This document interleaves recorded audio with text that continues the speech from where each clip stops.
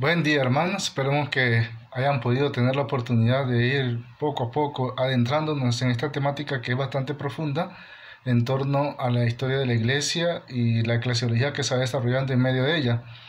En los dos últimos temas que estuvimos viendo, que fueron el 7 y 8, vimos cómo la iglesia pasa de las primeras comunidades cristianas al momento en que el Imperio Romano asume la religión católica como la religión del imperio, y cómo eso va transformando poco a poco y centralizando la iglesia en dos focos que son principalmente en Oriente Constantinopla o Bizancio y en Occidente en Roma. Y de ese momento para acá vamos a tener entonces cómo dentro de la Edad Media que se nos da acontecen ya elementos que son fundamentales para ir pudiendo descubrir poco a poco cómo se desenvuelve la iglesia en el medievo. Hemos hablado de elementos fundamentales como fueron las cruzadas, la Inquisición, pero también cómo dentro de la iglesia se fueron dando también movimientos que fueron en búsqueda de poder acercarse a Dios a través de su palabra, y cómo los movimientos laicales, tanto los que en un momento dado se fueron a la corriente herética por sus errores, ¿verdad? Los cátaros, los valdenses, los pobres de León, y luego después vemos también la otra parte que es importante, que fueron las órdenes mendicantes. Hoy nos adentramos a el tema que nos da la oportunidad de ir profundizando, como son el tema 9 y 10, y el 9 nos hace referencia como título La iglesia en el Renacimiento. Uno se pregunta, ¿y por qué Renacimiento en aquella época? Porque vuelven a renacer el arte y la cultura clásica, como fueron el arte romano y la cultura de ese momento. Vuelve a florecer, y este contexto es en el cual entonces hoy descubrimos y vamos poco a poco adentrándonos en lo que en el siglo XVI va aconteciendo. Vamos a ir desde el siglo XV hasta el siglo XVII. En este momento de renacimiento la iglesia pasa en una crisis, ¿verdad? Entre lo que el movimiento o la forma social de aquella época que denominamos como feudal pasa del absolutismo de los reyes hacia la constitución poco a poco, ¿verdad? Como veremos, de las naciones. Eso va marcando también en cierta manera una decadencia, y también se refleja en la iglesia. Vemos como un Alejandro IV tiene todos vinculados a su dirección y desempeño a través de sus familiares, lo que llamamos hoy nepotismo. También Julio II, que se dedica también a proteger los estados de la iglesia, ¿verdad? Lo que llamamos entonces que este papa lo lleva a que vaya a participar de la guerra. Recordemos entonces que en medio de todo eso, para poder llevar adelante las obras como las que llevó adelante Julio II, como fue la construcción del Vaticano, requerían de fondos, y para ello se agenciaron a través de las indulgencias y de las reliquias, la venta de reliquias.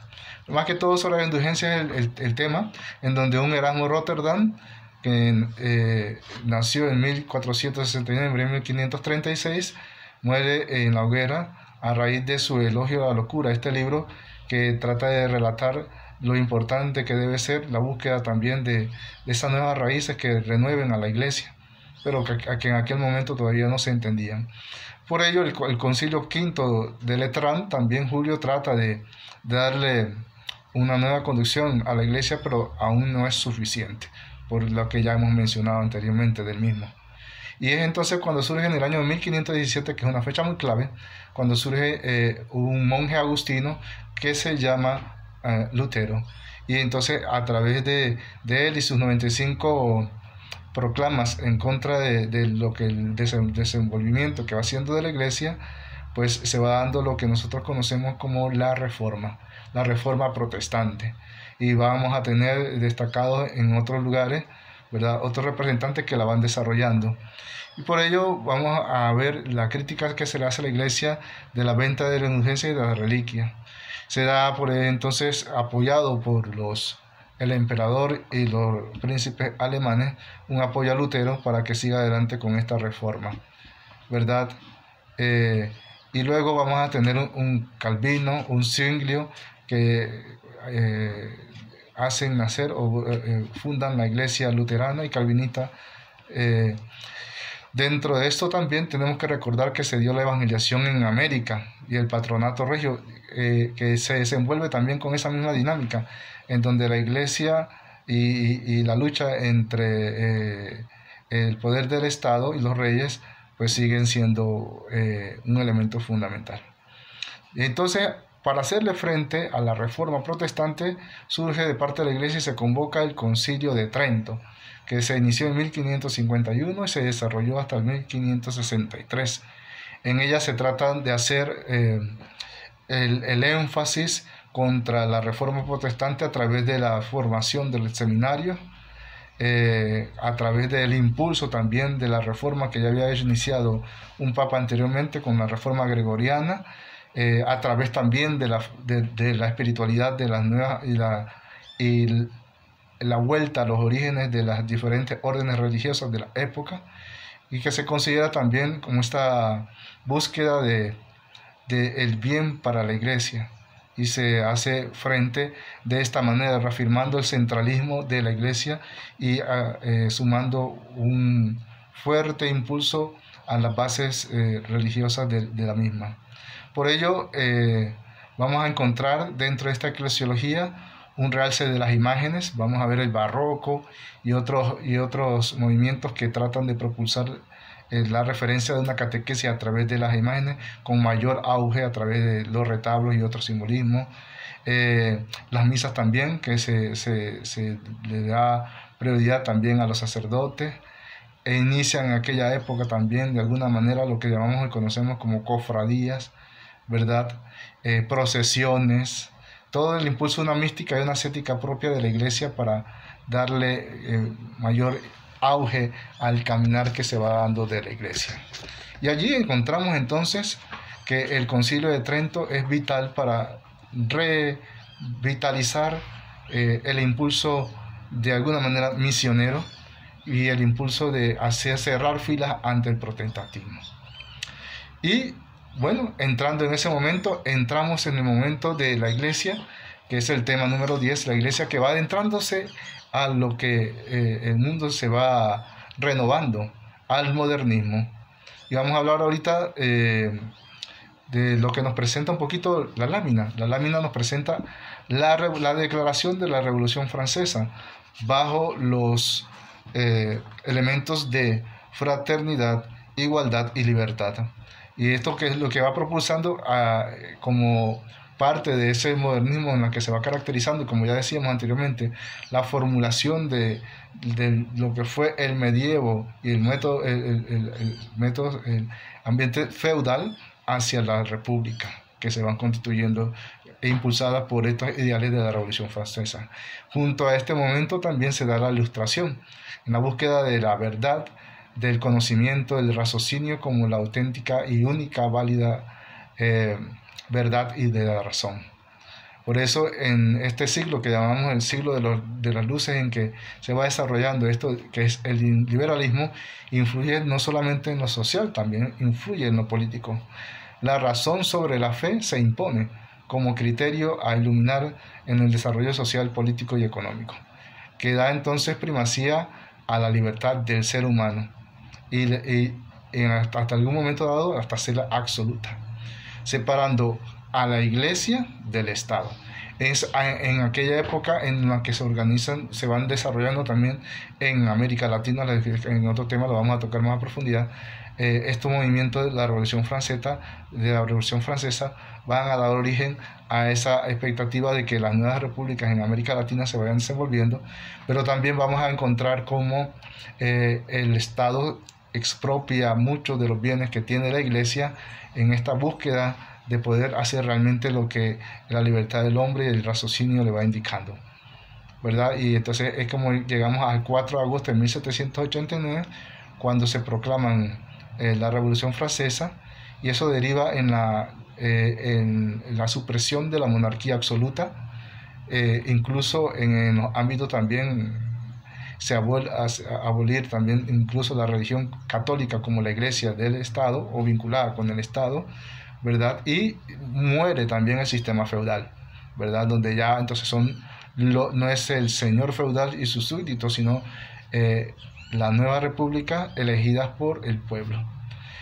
Días después de la Declaración de los Derechos del Hombre, la Iglesia también sigue añorando ese periodo en el que tenía un poder también absoluto, en el cual todavía hay el deseo de volver a la cristiandad, a la Iglesia de cristiandad. Bueno, en el año 1791, Pío VI condenó la Revolución Francesa. Fruto de la Revolución Francesa y el liberalismo fueron la independencia de los países, como ya hemos dicho, en América Latina, ¿verdad? Conocidos también como los padres de la patria, quienes fueron a llevar adelante esta independencia de la República y el nacionalismo.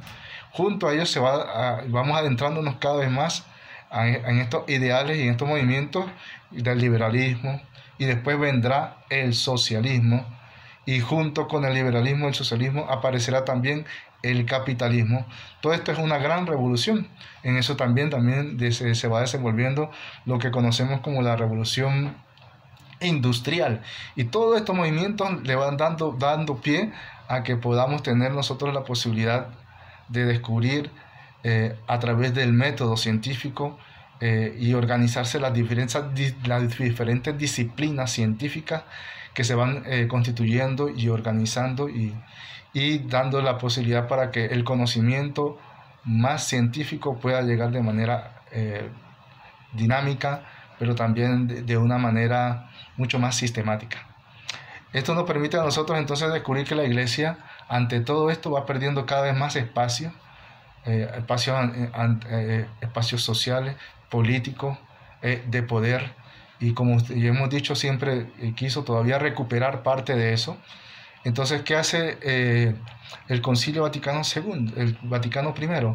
En ese momento, cuando se convoca al concilio, es para hacerle frente a eso que está ocurriendo, y el concilio decreta una de las cosas fundamentales para hacerle frente a todos estos movimientos, el sílabus, o mejor dicho, decreta la infalibilidad del Papa, ¿verdad? Y con el sílabo, que es un decreto que forma parte del concilio, se da la separación y el rechazo a toda la modernidad, a todos los avances científicos dentro de la Iglesia, ¿verdad? Esos conocimientos que por muchos siglos fueron formulando las nuevas ciencias que hoy conocemos.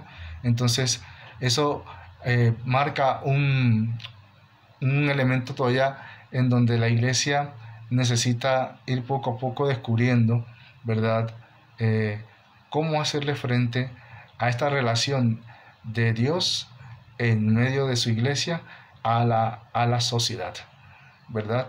En esas diferentes corrientes que ustedes van a tener la posibilidad y esperamos que hayan tenido la posibilidad de profundizar, ¿verdad?